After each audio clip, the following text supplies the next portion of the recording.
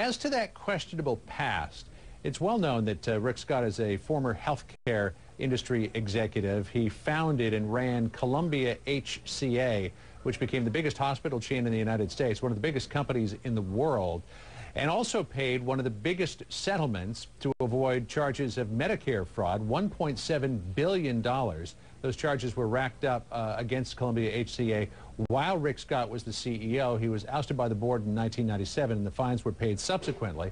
I asked him if his company was accused of defrauding the government, and now he wants to be the government, if people would ever really trust him to be the governor of Florida. He sort of evaded the question, telling me about the great things that Columbia HCA did in building up a big company. So I tried to pin him down on it by saying, well, okay, look, you might have done some good things in terms of employment and all of that and patient satisfaction, but you were also accused of defrauding the government.